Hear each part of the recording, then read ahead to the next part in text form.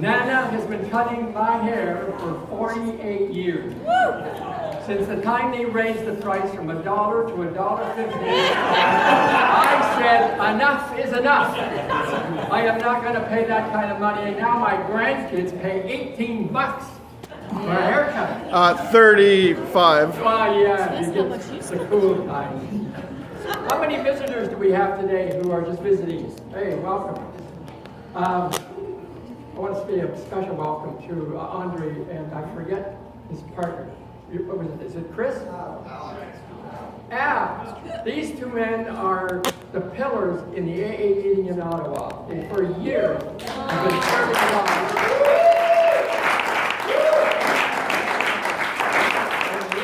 And many men into freedom. Praise God for the work that they're doing.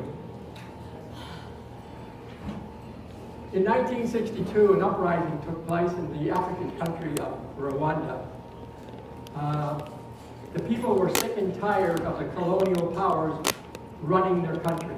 It was the Belgians and the French. Now, Rwanda is made up mainly of two different tribal groups. One are the Hutu and the other is the Tutsi. The Hutu make up about 74% of the population, and the Tutsi make up about 15%. Although they're small in numbers, the Tutsis were the ones who had the government jobs, had the big business jobs, had all the prominent jobs in the country, and therefore most of the money. And the Hutu said, this isn't going to stop.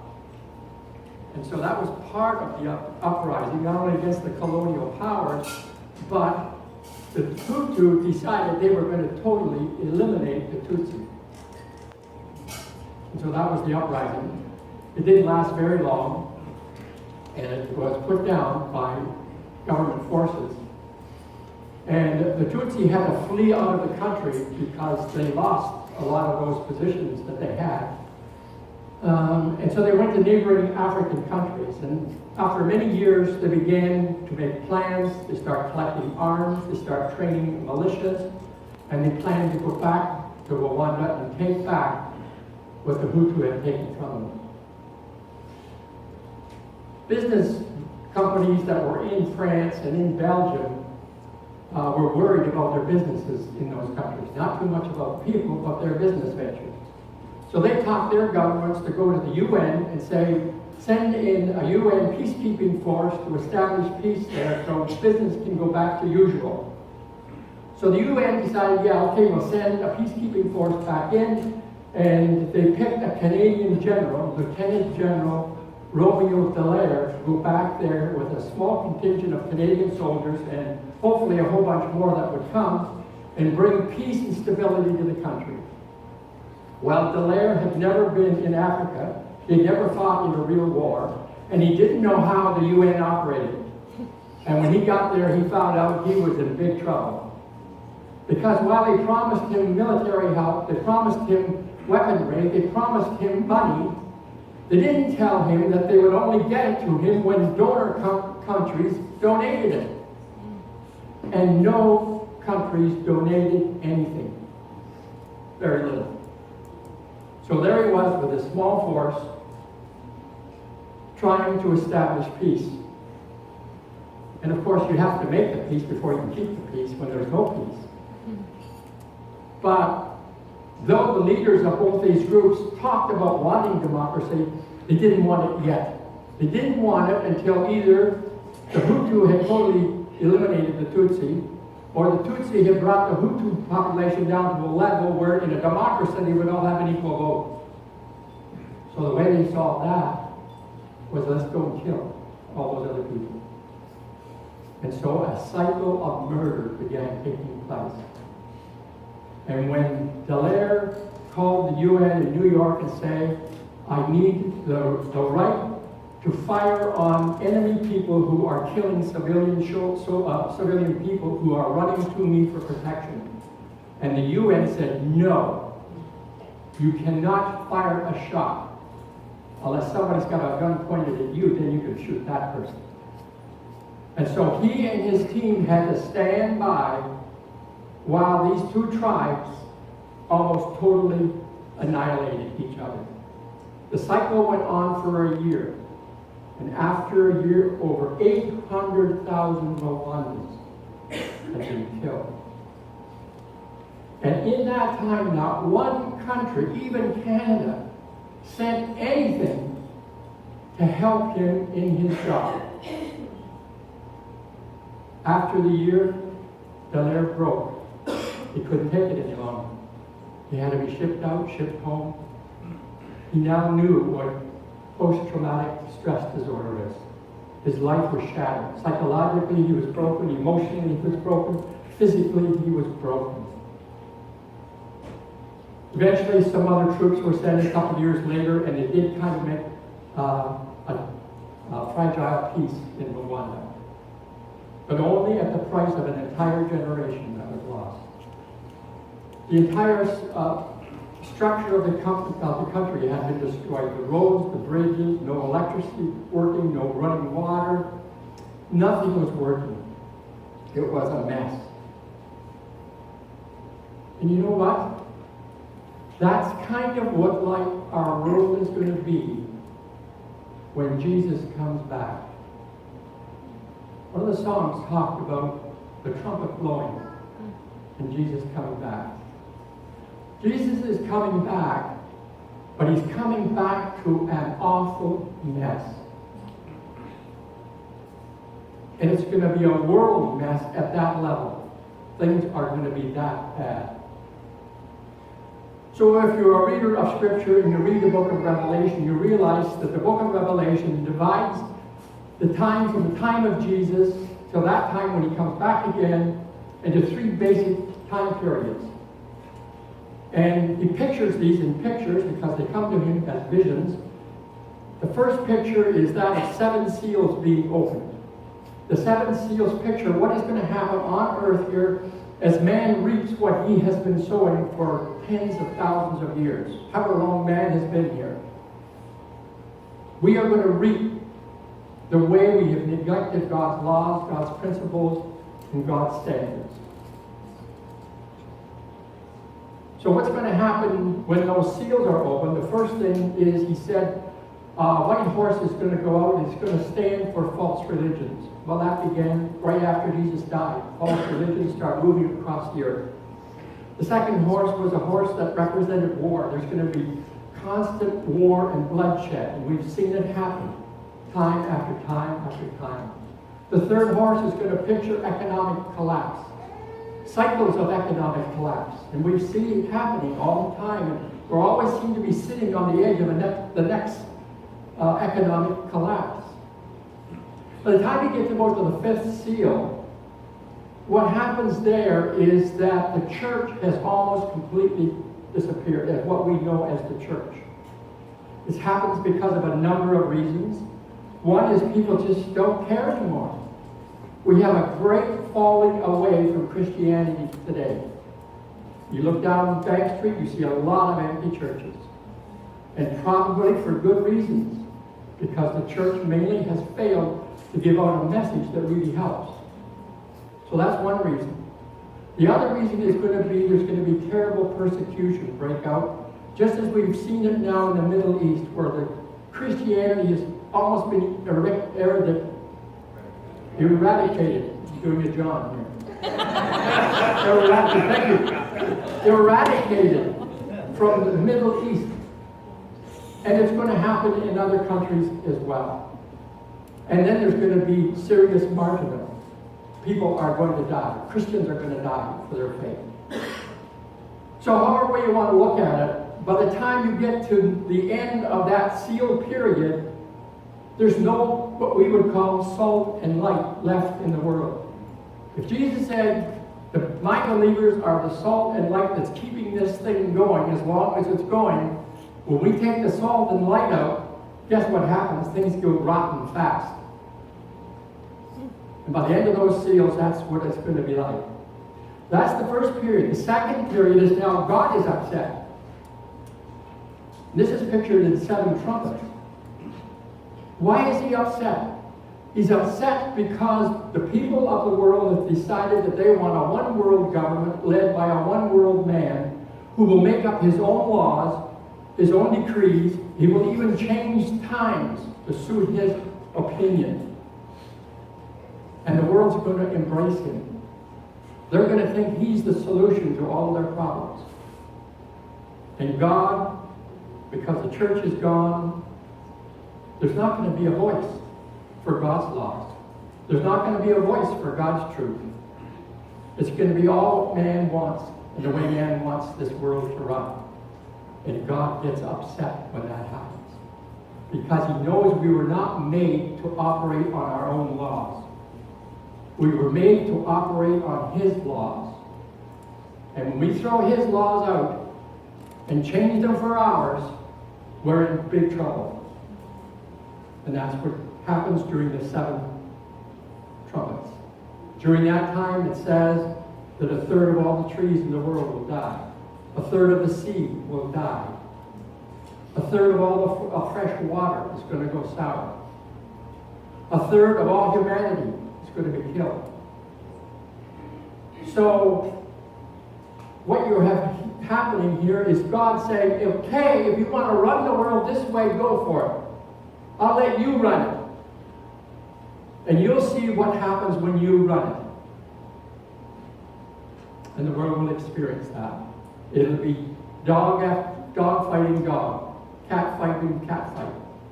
I will grab what I can grab for me and for what I want for me, and I don't care about you. It'll be every man for himself. And it's going to be terrible. It's going to be awful. But things get worse. The last picture that is painted in the book of Revelation is where God pours out 7 bowls. And it's a continuation of God's anger for the world, the way the world has rejected him, rejected his laws, rejected his people, rejected his Savior, rejected his way forward. The first thing he's going to do is he's going to send a terrible, incurable disease on every person that followed that world leader. The Bible calls him the Antichrist. He calls himself a man of peace. The world's going to believe that he's a man of peace. He's going to promise to put this world together and keep things running perfectly and orderly by his rules. And God's going to send a terrible illness on all those people that have decided to follow him. Then it says, when the next bowl is poured out, all of the trees in the world are going to be dead. All of the fish in the sea are going to die. All of the freshwater sources are going to turn to blood.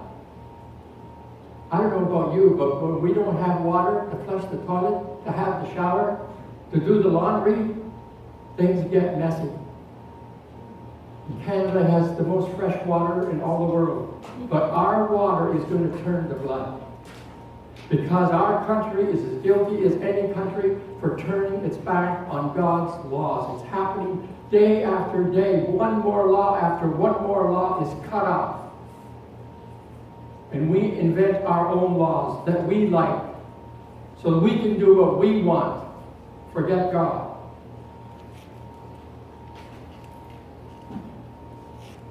I think I mentioned it in the trumpets, but I think it's actually in the bowls. 1/3 of humanity is killed. If we get to 10 billion people, with 1/3 of 10 billion, that's a lot of people. A lot of people are going to die. Doesn't exactly tell us how. One of the other bowls that's going to be poured out would be the closest you could describe it as solar eclipse, solar flares. It's going to get so hot, it's going to be unbearable for people to live. And yet, people will not see that this is because they have rejected God. The text tells us that they will still shake their fist at God and say, this is your fault. You brought this on us, and we don't deserve this. And we are going to get together and we're going to erase any possible information about you. And they're going to form all of their armies of the world. They're going to gather together and they're going to totally eliminate anything that speaks about God. And that's when Jesus comes back. And that's why I say it's going to be a mess. It's going to be an awful mess that he's coming back to. It's going to be an amazing thing when he comes back to. It's called the millennium. I would like to divide time for our sake into 3 categories. I'm going to call it a game. Now is the game. Then there's I have a word for it. The after game, whatever. There's going to be a game, there's going to be an after game, and there's going to be a game after the after game. So I would say right now is the game. The millennium is the after game. And then there's going to come a game after that. We got 3 major time periods that you and I need to go through yet. Right now we're in game time. And why do I use the metaphor game? It's because the way we play the game now is going to determine what we do in the next game, the follow-up game. This is preparation time for how we are going to function when Jesus comes back. The Bible doesn't tell us an awful lot about what we're going to do. But let me tell you, there are 2 or 3 texts that are absolutely staggering about what we are going to do. The first one comes as a prophecy by Jesus in the book of Revelation, chapter 1. I think it's verse 6. He says that I am coming to form a kingdom of kings and priests to rule in my Father's kingdom when I come back. Well, what in the world does that mean? Well, let me tell you what I think it doesn't mean. As priests, I don't think it's going to be day-long, 7-day-a-week church services. I don't think that's God's idea of a priesthood. I don't think it's because we have to go back to Exodus to find out what really a priest does. I don't think it's slaughtering animals all day long. It's not that, I don't think. So what is it? What is a priest supposed to be doing? If you go back to Exodus and you trace it through the Old Testament, the priest was supposed to be like the counselor. The priest had access to the absolute presence of God at the Ark of the Covenant. And when Joe Blow came in and said, I've got this problem, but I don't know how it got started or where it came from, how do I go back and tell Joe how to get freedom? God would say, well, let me give you some suggestions. Why don't you go back and sit down with him and just ask him to tell you his life story? Start there. And I'll be sure that if you start on his life's journey story, you will see where he got himself into trouble, or how the world or his life or his family helped get him into trouble. That's what you're going to have to begin to work at. That was the work of the priest. The best example of a priest that functioned that way was Samuel. He tried to do this with King Saul, and he tried to do it with King David. King Saul would have none of it. Saul was not interested in dealing with those kinds of issues. He didn't want to talk about it. He didn't want to change. He wanted to make up his own plans, run his life his own way. And he died a miserable death by committing suicide. David, on the other hand, said, Samuel, you're right. The problem is in here, in my heart. My heart needs to change. Help me to do that.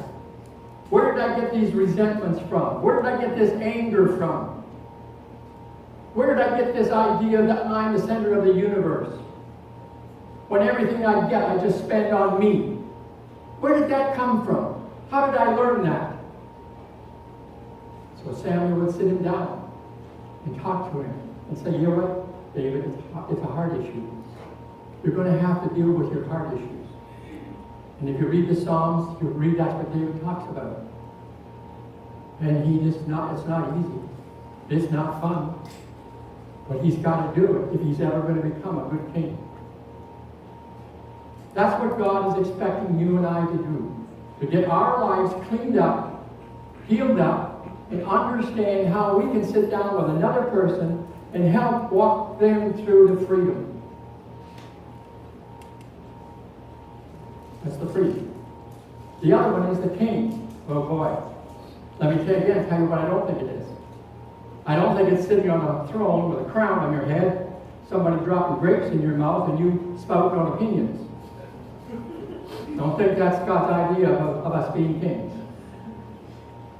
What does he mean by king? Well, to find out what God describes as a good king, you have to go back to the books of 1st and 2nd Kings and 1st and 2nd Chronicles. And do you know how God defined a good king? There were only about 6 of them in all the kings of Israel's history. A good king was described by the one who knew God's law, practiced God's law, taught God's law, and attempted to implement God's law in everything in his life. Outstanding example is Josiah. God's law had got lost in the temple. He set out to renovate the temple. And some of his workmen found the law of Moses. They brought it to the king. They read it to him. He said, "Oh no!" Start pulling out his hair and ripping his clothes. We're in trouble. Because in the book of Moses it says, you will be blessed if you do this, this, and this. But you will be cursed if you don't do this or do that. He said, we are a cursed people because we have not been keeping the spiritual laws written in God's book. And he started a revival in his country. He sent teachers out throughout the country. He encouraged the people to destroy their idols, surrender to God, practice the spiritual principles that are written in God's law. And when he did, they prospered. And God's comment on him when after he had done that is, he is a good king. The other kings, God says, are evil kings. So what has that got to do with us as kings in the millennium? Remember, we've got a world that does not know God. There may not even be Bibles by the time Jesus comes back. So you and I are the guys that are supposed to go out there and be able to explain, to know, to practice the spiritual principles of God's laws. Big job. And none of it will happen until you and I have walked through our own healing.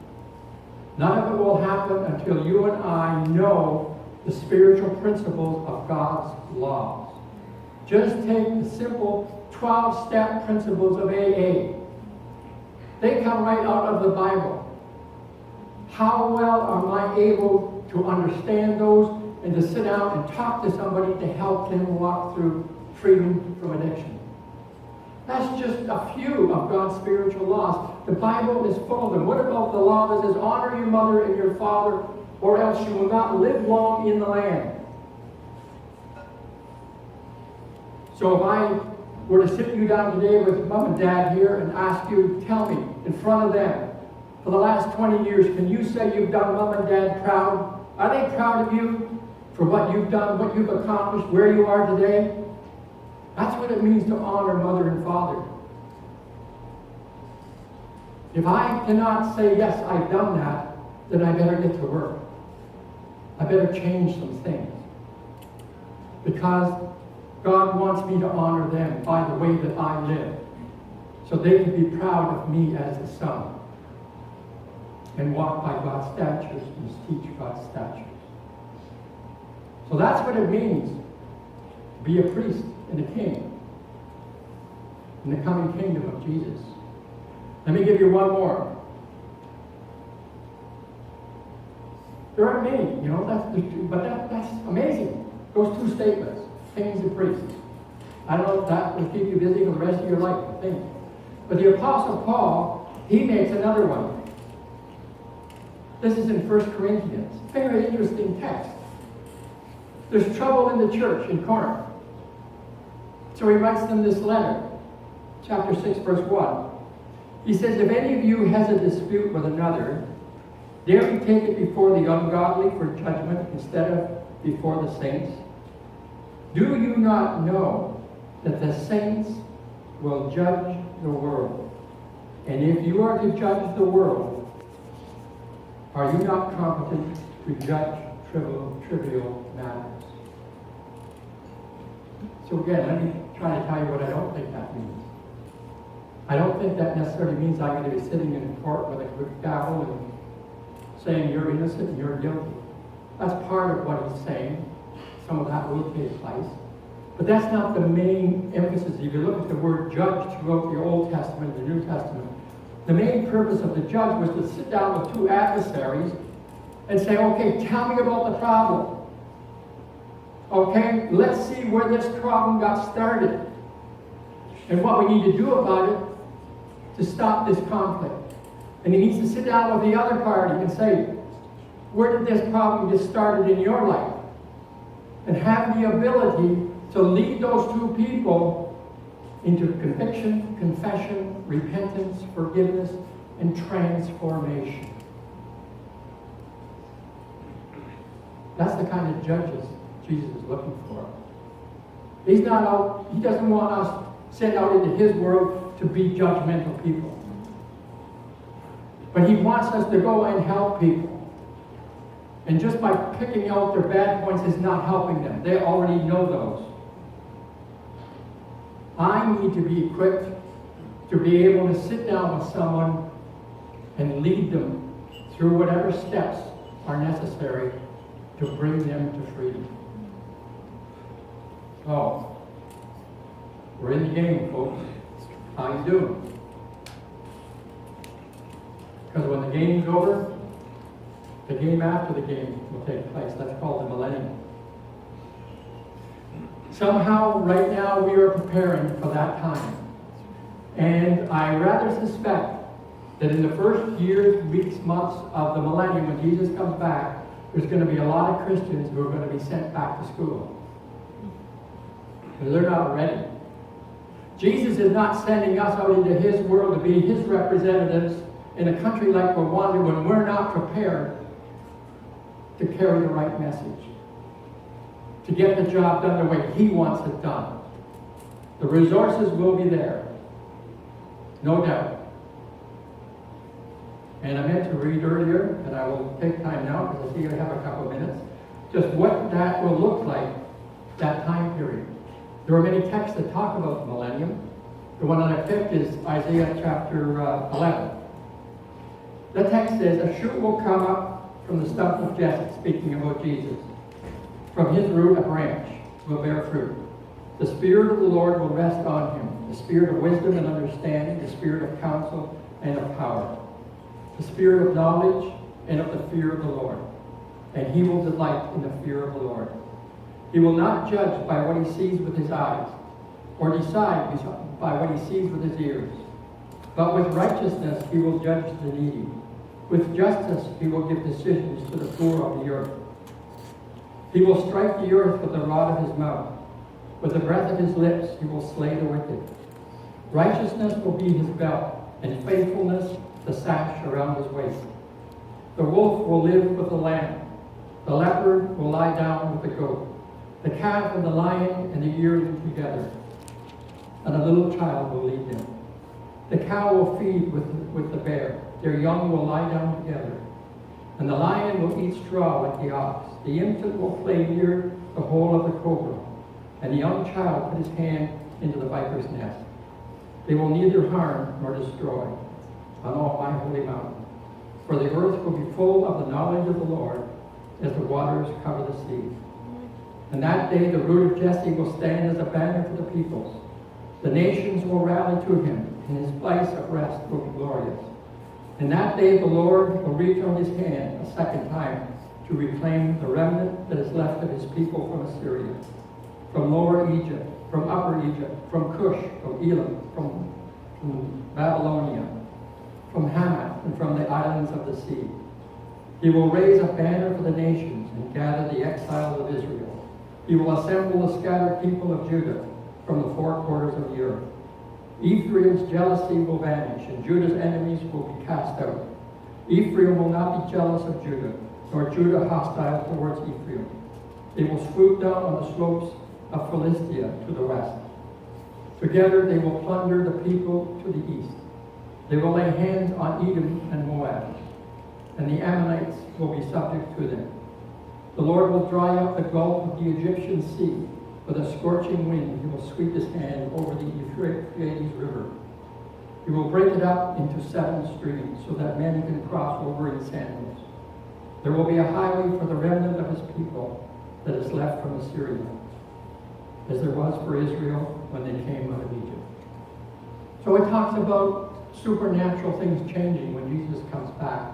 But there's one thing that will not be changed when Jesus comes back. And that is the sinful nature of man will still be there. People will still have the ability to be greedy. People will still have the ability to tell lies. People will still have the ability to put everything towards themselves. Yes, Satan will be locked up, but we never could say, the devil made me do it. That was never a good line. My problems come from me, from my heart, and that needs to be changed. And so that is going to be our job, to take God's truth out into the world, because there is still going to be the possibility that people will rebel against the great offer that Jesus brings and all these wonderful things that he's offering. Because we're told in Revelation that at the end of that 1,000 period, a great rebellion is going to break forth, because people may have said yes with their lips, but not really in their hearts. They were compliant, but they were not surrendered. Yes, it pays maybe to serve Jesus during the millennium, but deep in their hearts they may be saying no, and it will come out. They will still have the opportunity to accept or to reject what Jesus is offering. That is going to be the same. It will be our task to properly give the option of what Jesus stands for, the salvation that he wants to give, and the hope that comes through knowing his spiritual principles and his laws, and to function as a priest, counselor, teacher, to lead people out of their bondages and into freedom. The issue is, are we willing? So I want to close with a prayer. Between you and God, you can say much of this between you and me, as to how willing you want to be. Dear Heavenly Father, thank you for the salvation you have provided for me through your Son, Jesus. As one of your children, I today choose to be willing to become equipped to minister to others